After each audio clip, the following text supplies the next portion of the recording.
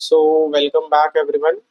एक और लेक्चर में एडवांस एक्सेल के। तो आज का जो हमारा लेक्चर है वो भी सेम प्रैक्टिकल लेक्चर होगा। तो इसके अंदर भी हम लोग क्या करेंगे ना, आज एक सैलरी शीट कैसे बनाई जाती है वो हम लोग देखेंगे, बनाना सीखेंगे। सो जैसा कि देख सकते हो आप मेरे स्क्रीन पे, यहाँ पर मैंने ऑलरेडी एक you can say salary sheet का लेआउट प्लस कुछ डिटेल्स मैंने यहाँ पर लेकर रखा है। ठीक है, तो जैसे कि आप देख सकते हो ये एक स्टाफ के लिए सैलरी शीट बनाई जा रही है, मीन स्टाफ सैलरी शीट है। और ये कंप्यूटर कंपनी से रिलेटेड है। तो कभी भी जब हम सैलरी शीट बनाते हैं ना, तो ऐसे ही बनाते हैं कि आपकी कंपनी का नाम यहाँ पर रहेगा और किस मंथ में आप लाइक वो बना रहे हो स्टाफ सैलरी शीट, वो आप यहाँ पर उसके जस्ट नीचे रहेगा, या आप कहीं पर भी दे सकते हो। ठीक है, you are free to do that. Next, अब आखिर रहता कैसा है अपना सैलरी शीट जो होता है, उसके लेआउट में हम क्या क्या चीजें दिखाते हैं, क्या क्या रहना चाहिए, है कि नहीं। तो देखो, जो सबसे पहली चीज होनी चाहिए वो होती है अपनी आईडी नंबर। तो आईडी नंबर मतलब स्टूडेंट का, जो भी आपकी कंपनी में स्टूडेंट होगा या जिस भी कंपनी के लिए आप ये सैलरी शीट बना रहे होगे ना, वो आपको ये सारी डिटेल्स प्रोवाइड करते हैं। So don't worry about it कि ये कहाँ से कैसे मिलेगा। तो यहाँ पर हम एम्प्लॉय आईडी लिखते हैं, फिर उस एम्प्लॉय का नेम रहेगा, वो कौन सी पोस्ट पर है, उसका बेसिक सैलरी कितना है, फिर हाउस रेंट उसको क्या मिलेगा, मेडिकल अलाउंस क्या मिलेगा, व्हीकल अलाउंस क्या मिलेगा, अदर अलाउंसेस कौन से रहेंगे, फिर उसकी gross salary means total salary कितनी होगी, फिर वर्किंग डे क्या है, अटेंडेंस कितने दिन किया है उसने, काम कितने दिन किया, हॉलीडे कितने दिन का उसने लिया, ओवर टाइम आवर्स कितना किया है उसने, ग्रॉस पेएबल क्या है, लाइफ इंश्योरेंस, देन एडवांस, कुछ एडवांस में उसने पेमेंट लिया था क्या, या तो कोई और डिडक्शन हो रहा हो। तो अब ये सब होने के बाद आपको यहाँ पर निकालना होता है नेट पेएबल। नेट पेएबल का मतलब है कि अब आखिर उसकी एक्चुअल सैलरी कितनी बन रही है। ठीक है, ग्रॉस सैलरी तो निकाली थी, ग्रॉस सैलरी क्या है, आपका जो बेसिक सैलरी है और बाकी के जो अलाउंसेस हैं ये सब आपका ऐड होता है तो ग्रॉस सैलरी आती है। ठीक है, तो ये नेट पेएबल कैसे निकालेंगे वो भी हम लोग देखेंगे लेक्चर में। उसके बाद आता है सिग्नेचर ऑफ द रिसीवर, कि आखिर मतलब ये बहुत सिंपल सा है यार, इसमें आपको ज्यादा ध्यान नहीं देना है कि लाइक जो भी रिसीवर था उसने पैसे लिए या नहीं लिए, बस वो। ठीक है, तो अब डेटा कैसे फिल करना है, सो वो मैं पहले आपको बता देता हूँ। तो देखो यार, यहाँ पर ये साइड में वो कंडीशंस हैं कि आपको डेटा कैसे लाना है, मतलब उसका कैलकुलेट करना है, और यहाँ पर कुछ फॉर्मूलाज हैं। ठीक है, जैसे अगर आप देखोगे तो जो हाउस रेंट उसको मिलता है वो क्या है, 10% है उसकी बेसिक सैलरी का।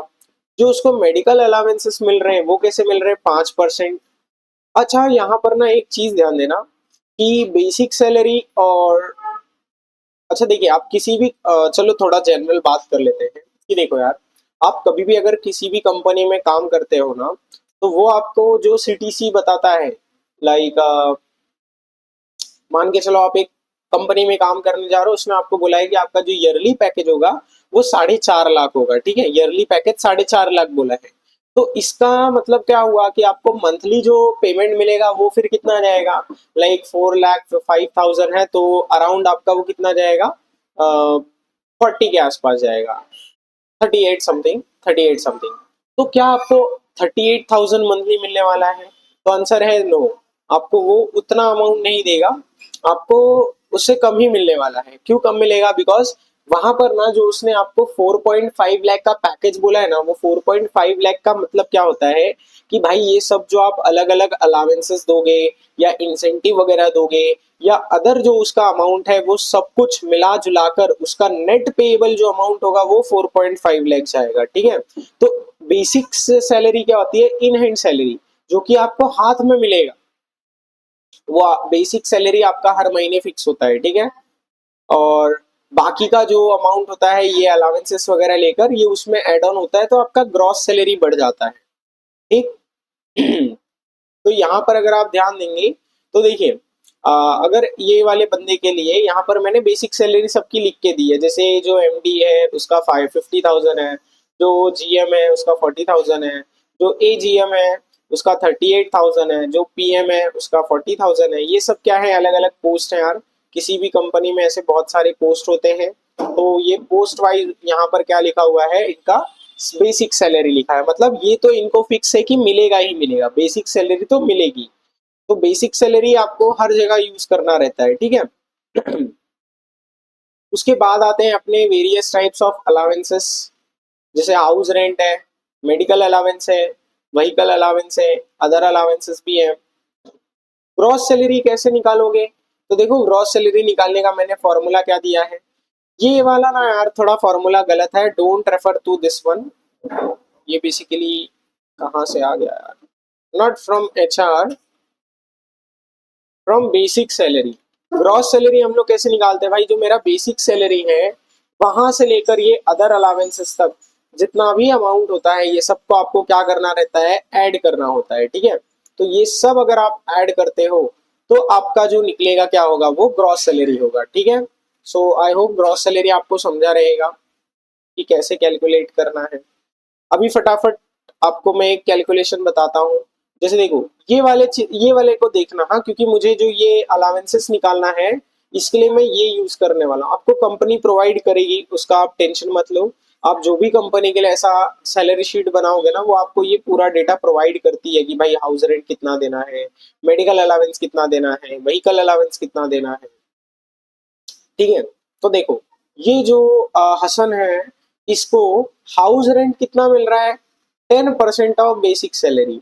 तो मतलब मुझे क्या करना पड़ेगा, इस बेसिक सैलरी का 10% निकालना पड़ेगा। तो यार आई होप आप लोग ने मेरे सारे फॉर्मूला लेक्चर्स वगैरह के सेशंस अटेंड किए रहेंगे, तो आपको ये कैसे कैलकुलेट करना होता है 10% एंड ऑल, ये सब समझा रहेगा, ठीक है। तो देखो D5 × 10% करूंगा मैं।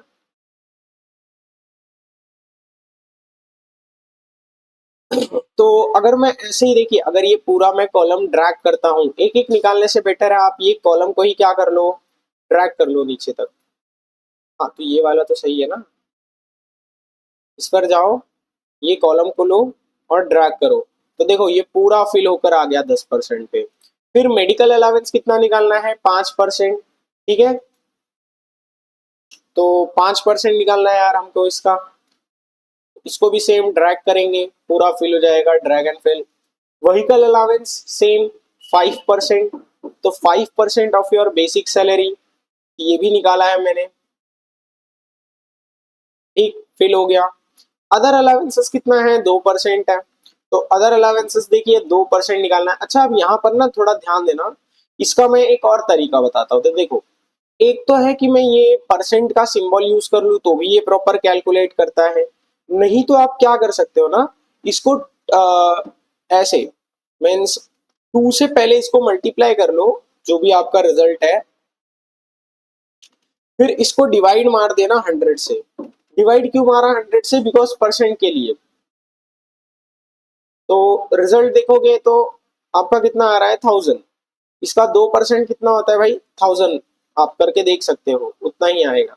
समझो ये मैं पहले हटाता हूँ इतना, जो मैंने पहले किया था वो वाला, तो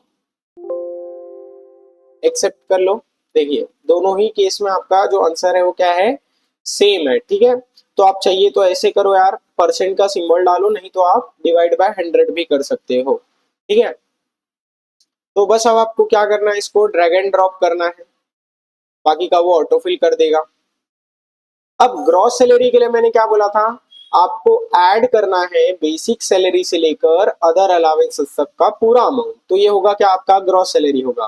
तो देखिए इसके लिए मैंने सम फंक्शन का यूज किया है, सम बेसिक सैलरी से लेकर अदर अलावेंसेस तक, ठीक है। तो ये तो हो गया अपना ग्रॉस सैलरी। अब यहाँ थोड़ा सा ध्यान दें, बिकॉज अब इसके आगे का जो पार्ट है वो निकालना थोड़ा सा बहुत से लोगों के लिए ट्रिकी रहता है। तो जैसा कि अगर आप यहाँ पर देखोगे तो देखो ग्रॉस सैलरी के बाद अपना क्या है, वर्किंग डे।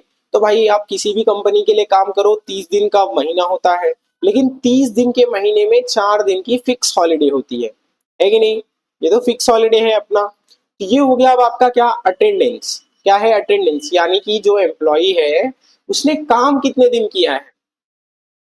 तो अब यहाँ पर मैं आपको दो तरीका बताता हूँ कि लाइक मुझे अगर ये उसकी सैलरी निकालनी है तो कैसे निकालूंगा। एक तो है कि यहाँ पर आप एक एक्स्ट्रा कॉलम ले लो, वो एक्स्ट्रा कॉलम में क्या करना, कि लाइक इस जो भी एम्प्लॉय का है ये अटेंडेंस जो होगा, मीन्स जो हॉलीडे है, अभी देखो ये अटेंडेंस का क्या मतलब है, उसने इतने दिन काम किया है, ठीक है। और ये हॉलीडे का क्या मतलब है कि ये फिक्स आपको छुट्टियां मिली है। तो आप क्या कर सकते हो, इस ग्रॉस सैलरी को, ये जो ग्रॉस सैलरी है आपकी, इसको वर्किंग डे से डिवाइड मार दो, इसको वर्किंग डे से डिवाइड मार दो, तो आपको क्या मिल जाएगा, उसकी एक दिन की सैलरी कितनी होती है, ठीक। एक दिन की सैलरी मिलने के बाद आप उसको अटेंडेंस प्लस हॉलीडे से मतलब ये दोनों को ऐड करो, और ये एक दिन की उसकी जो सैलरी होती है पर डे सैलरी, उससे क्या कर दो भाई, मल्टीप्लाई कर दो। तो उसका एक तो आपको क्या मिल सकता है कि कितना उसको देना है, मैं अभी इसकी बात नहीं कर रहा हूँ, ठीक है, धीरे धीरे हम यहाँ पर आएंगे। फिलहाल मैं नेट पेबल की बात कर रहा हूँ, मान के चलो वरना नेट पेबल से बेटर ग्रॉस पेबल की मैं बात कर रहा हूँ अभी फिलहाल के लिए। तो समझा मैं क्या बोल रहा हूँ, ये जो ग्रॉस सैलरी हो रही है ना उसकी, इसको आप क्या करो, वर्किंग डे से डिवाइड मारो, वर्किंग डे से डिवाइड मारो, तो आपको क्या मिलेगा, पर डे सैलरी मिलेगी। समझो यहाँ पर मैं बताता हूँ, यहाँ पर मैं एक कॉलम बना रहा हूँ किसके लिए, पर डे सैलरी का, पर डे सैलरी का। तो पर डे सैलरी के लिए मैं क्या करूंगा कि जो ये मेरा ग्रॉस सैलरी है इसको डिवाइड मारूंगा किससे, वर्किंग डे से, तो मुझे मिल जाएगा ग्रॉस सैलरी। इसका मैं प्रिसीजन थोड़ा कम कर देता हूं, तो प्रिसीजन करेंगे भाई हम कम, समझो 2 तक तो रखता हूं यार, ठीक है। तो 2.2 प्रिसीजन मैंने रखा, पॉइंट के बाद सिर्फ 2 नंबर। अब इसको मैं क्या करूंगा, ड्रैग एंड ड्रॉप करूंगा। तो ये तो हो गया अपना क्या, कि उसकी पर डे की सैलरी क्या होगी, यानी अगर उस बंदे ने पर डे काम किया है तो उसकी सैलरी कितनी जाएगी, ठीक। अब आप ओवर टाइम फिर कैसे निकालोगे, देखिए पर डे तो सैलरी हम लोगों ने निकाल लिया, अब मैं इजीली इसका क्या कर सकता हूँ, अगर मेरा मान के चलो ये जो ओवर टाइम आवर्स है, ये अगर फिलहाल के लिए मैं इस कॉलम को क्या कर दूं, हाइड कर दूं, अगर ये कॉलम अभी के लिए हाइड हो जाए, तो अब तो मैं इसका ग्रॉस पेबल बहुत इजीली निकाल सकता हूँ, है कि नहीं। बस मुझे क्या करना पड़ेगा, इक्वल टू, सॉरी वो 8 आ गया, equal to you can say per day salary, इसके अंदर मल्टीप्लाई करना है मुझे किसको, ये दोनों को ऐड करना है, दिस प्लस दिस, और इसको बंद। तो देखो ये तो हो गई भाई मेरी क्या, ग्रॉस पेबल अमाउंट, कि मुझे इतना सैलरी क्या देना है, इस एम्प्लॉय को देना है। अभी फिलहाल मैंने डिडक्शंस की बात नहीं की है, ठीक है, अभी हम धीरे धीरे करके वो सारे कंडीशंस को भी हम देखेंगे। तो मान के चलो अभी फिलहाल के लिए अगर ये कॉलम्स भी आपके क्या हो जाए, हाइड हो जाए,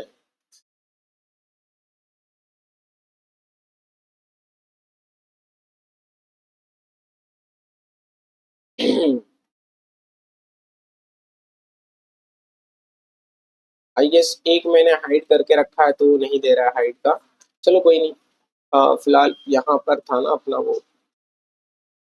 इसको अनहाइड कर लेते हैं फिलहाल, अनहाइड आ गया।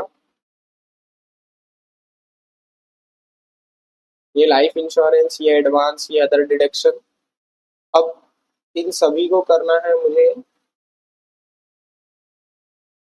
कल सीखा था यार हम लोगों ने, इसको ग्रुप कर देता हूँ। अच्छा मल्टीपल सिलेक्शंस पे काम नहीं करेगा, चलिए कोई नहीं, अभी फिलहाल के लिए यार इसी पर ध्यान दो। मान के चलो आपके पास जो ये ओवर टाइम आ रहा है ये नहीं है, ये वाला कॉलम अभी आपके पास फिलहाल नहीं है, then this life insurance, advance और अदर डिडक्शन, ये जो 4 कॉलम है ये अभी फिलहाल आपके पास करेंटली अनअवेलेबल है, आप ऐसा मान के चलिए, ठीक है।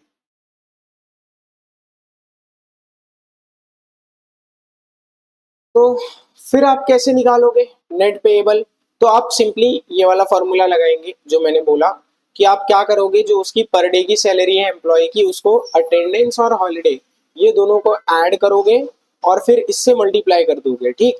तो आपका ग्रॉस पेबल आ जाएगा, यही ग्रॉस पेबल जो होगा वो सेम आपका नेट पेबल भी होने वाला है।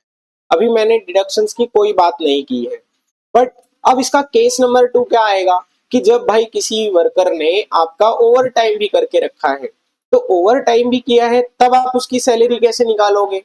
तो अब यहां पर भी आपके पास मैं आपको 2 तरीके बता रहा हूं, कि आप यहां पर क्या करो, ये जो ओवर टाइम आवर्स है इसको आप डे में कन्वर्ट करो। किस में कन्वर्ट करो? डे में। तो मुझे फिर यहां पर भी एक नया कॉलम बनाना पड़ेगा, है कि नहीं? नया कॉलम क्या बनाऊंगा? ओवर टाइम डेज का। ओवर टाइम डेज में मैं क्या करूंगा कि जो भी मेरा ये ओवर टाइम आर है उसको मैं किससे डिवाइड मार दूंगा? 8 आर से। किससे? 8 आर से। बट यार आप देखोगे तो ये आपका ना बहुत ज्यादा कॉम्प्लेक्स हो जाएगा। क्यों? बिकॉज अगर मैं ओवर टाइम डेज वाला कॉलम बना रहा हूं तो होगा क्या ये वाले सिनेरियो में, अगर मान के चलो इसको मैं देखो, इसको अगर 8 से डिवाइड करते हैं, करके दिखाता हूं मैं आपको कि मान के चलो अगर मैं इसको भाई 8 से डिवाइड मारूं तो आप देख रहे हो 2.5 आ रहा है। अब इस 2.5 का मतलब क्या है कि आपको पर डे सैलरी निकालिए ना, इसकी आधा सैलरी भी आपको निकालनी पड़ेगी अगर आपको ये ओवर टाइम डे के अकॉर्डिंग अगर इस जो भी वर्कर है उसको आपको पे करना है। तो इसके लिए ना आप कभी भी जब भी आप यहाँ पर निकालेंगे तो क्या करा करिए ना कि पर डे के अकॉर्डिंग सैलरी नहीं निकालेगा, पर आर के अकॉर्डिंग निकालेगा। तो पर आर के अगर अकॉर्डिंग आप सैलरी निकालोगे तो ये वाला आपको फिर इशू नहीं आएगा, पर आर।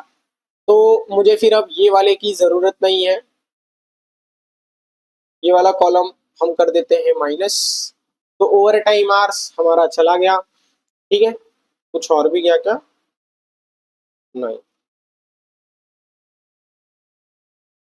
तो अब ध्यान दो जरा यहाँ पर आर निकाला है तो पर आर का मुझे फॉर्मूला भी तो चेंज करना पड़ेगा ना। तो यार देखो, आपको ये पता होना चाहिए कि जो ये एम्प्लॉई है उसकी ग्रॉस सैलरी तो मुझे पता है, वर्किंग डे पता है, बट इस वर्किंग डे में उसको काम कितने घंटे के लिए करना है? सिर्फ 8 घंटे के लिए। यानी कि ये जो मेरी सैलरी होगी इसको मुझे क्या करना पड़ेगा? Equal to this gross salary divide by 30 into 8। 30 into 8 क्यों किया? 30 इंटू 8, इसका मतलब क्या होता है? आई 5 यानी कितना उसको मेरा ग्रॉस सैलरी बन रहा है, फिर उसको डिवाइड मार रहा हूं वर्किंग डे। अब एक दिन में कितना काम कर रहा है, कितने घंटे? 8 घंटे। तो इसके लिए मैंने इन दोनों को क्या किया? मल्टीप्लाई किया। अब अगर मैं इसको एंटर हिट करता हूं तो देखिए मेरा रिजल्ट क्या आ रहा है? 254.17। तो ये उस बंदे की 1 घंटे की सैलरी निकल रही है कि 1 घंटा अगर वो काम करता है तो अब मुझे उसको इतना पे करना है। तो अब तो ये बहुत सिंपल सा हो गया। अब देखो आपको सिंपली क्या करना है बस, कि जो ये अटेंडेंस है और ये जो हॉलीडे है, ठीक है, आपको सिंपली क्या करना है? इस पर आर की सैलरी को इनके साथ क्या करना है? मल्टीप्लाई करना है कि 26 हॉलीडे और ओवर टाइम। समझा? अटेंडेंस कितना दिन काम किया इसने? 26 दिन। हॉलीडे कितने दिन के लिए? 4 दिन। तो इनको आपको क्या करना है? 8 से मल्टीप्लाई करना है। तो आपको उसका क्या मिलेगा? वर्किंग आर मिलेगा कि उसने कितना घंटा काम किया है, वर्किंग आर। तो यहां पर मैं एक और थोड़ा एक्स्ट्रा कॉलम बना लेता हूं वर्किंग आवर्स का। देखिए ये सारे कॉलम्स आप बना सकते हो, कोई फिक्स रूल नहीं है कि यू कैन से आप वो कॉलम ही से ही चलिए, नहीं, ऐसा कुछ नहीं है। आप अपने सिंप्लीफिकेशन देखो आपको कौन सा वाला मेथड समझ में आ रहा है। ये सब मैं एक सिंगल फॉर्मूला में भी कर सकता हूँ बिना ये एक्स्ट्रा कॉलम्स बनाए, बट आपको समझ में आए इसलिए मैं ये सारे कॉलम्स बना बना कर दिखा रहा हूँ। ठीक है, तो उसने वर्किंग आवर्स क्या है उसके, वो भी हम देखेंगे। यार इसको रैप टेक्स्ट नहीं किया गया, इसको करते हैं रैप टेक्स्ट।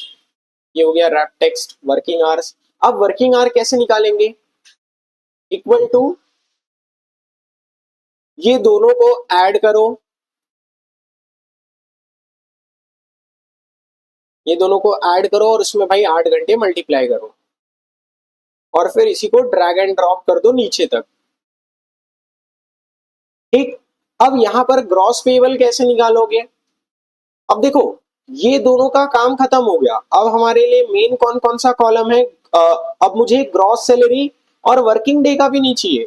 अब मुझे उस बंदे का अमाउंट निकालने के लिए सिर्फ पर आवर सैलरी वाला कॉलम चाहिए और उसका टोटल कितना वर्किंग आवर्स होता है। वर्किंग आवर कैसे निकालोगे? ये working hour plus this over time, ये दोनों को मैं ऐड करूंगा और उसको इस पर आवर की सैलरी से मल्टीप्लाई कर दूंगा। तो देखो इक्वल टू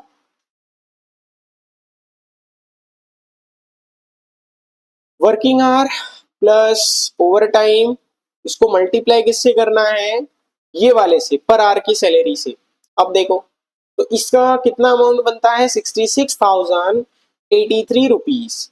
अब इसी को बस ड्रैग एंड ड्रॉप कर दो तो आपको देखो इसका पूरा का पूरा अमाउंट मिल जाएगा।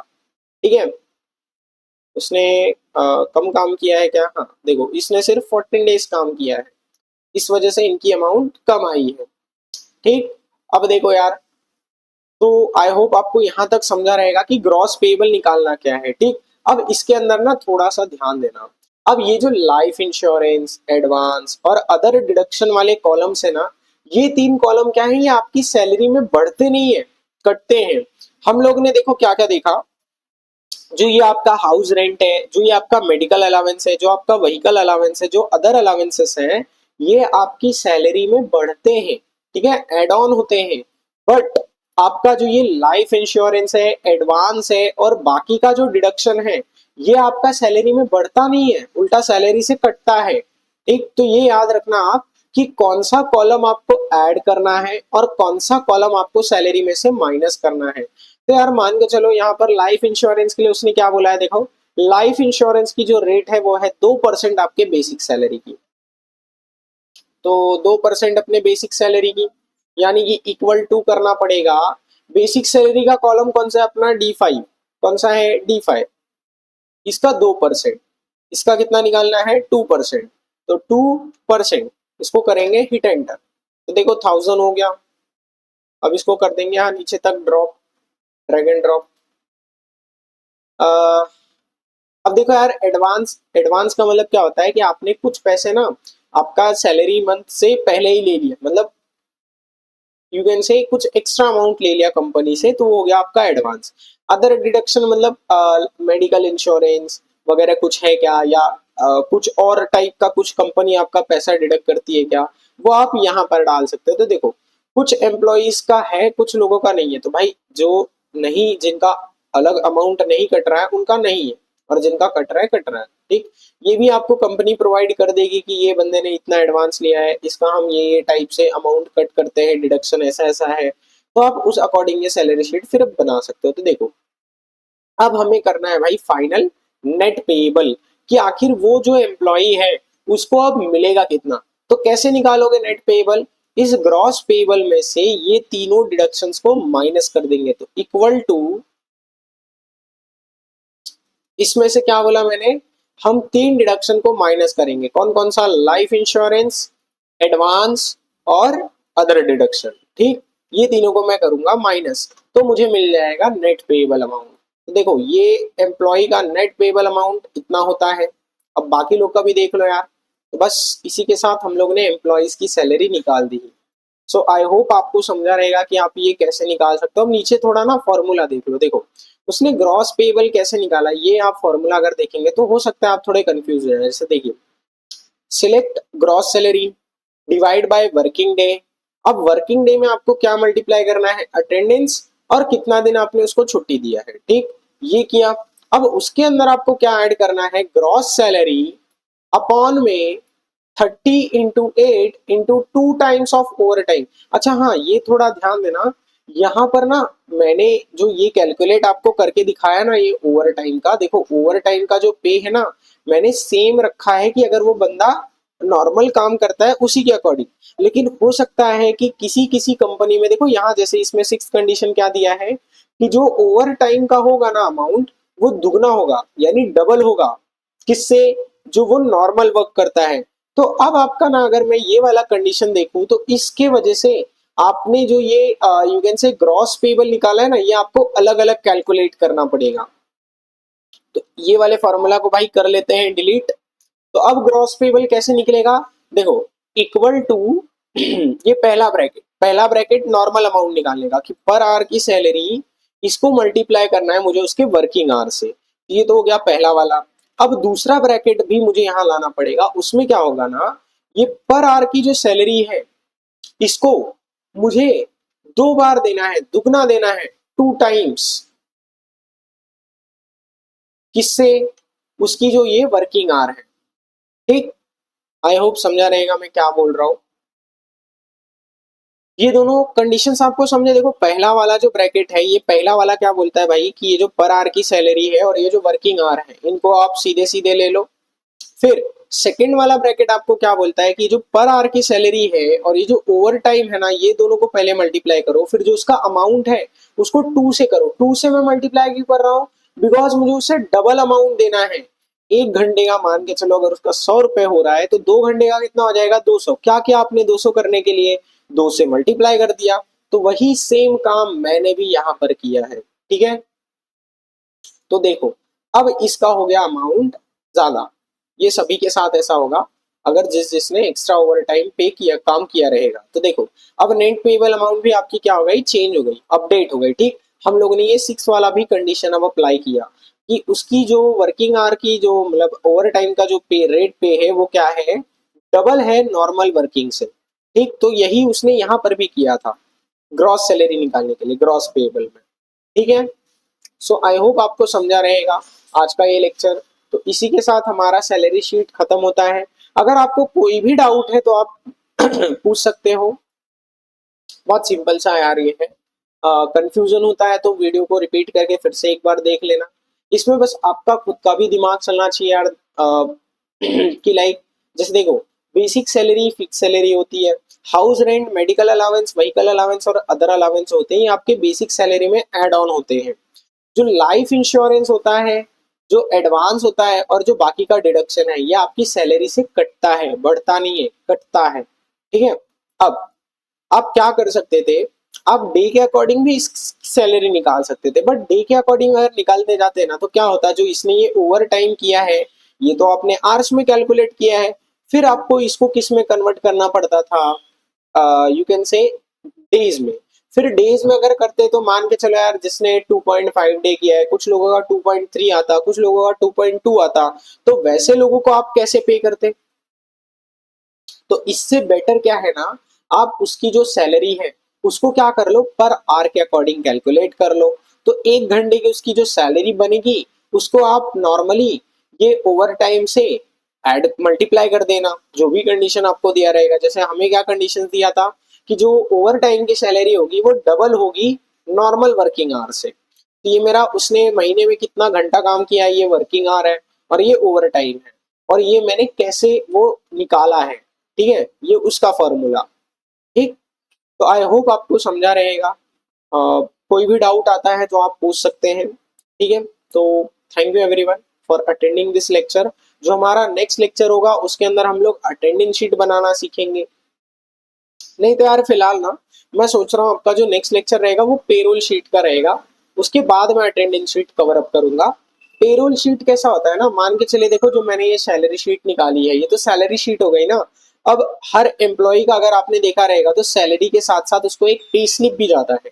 पे स्लिप में उसने ये पूरा डेटा उसका रहता है उस पर कि कितना घंटा उसने काम किया है, कितना ओवर टाइम किया है, 1 घंटे की उसकी क्या सैलरी है, तो उसका टोटल अमाउंट कितना बनता है, कहाँ कहाँ उसके पैसे कटे हैं। तो ये सब कुछ हम लोग ना पेरोल स्लिप टाइप में बनाएंगे, कहाँ पर? ये पेरोल शीट में, ठीक है। तो ये हम लोग नेक्स्ट लेक्चर में प्रिपेयर करेंगे। So stay tuned. तो इसी के साथ फिर मैं लेक्चर एंड कर रहा हूँ।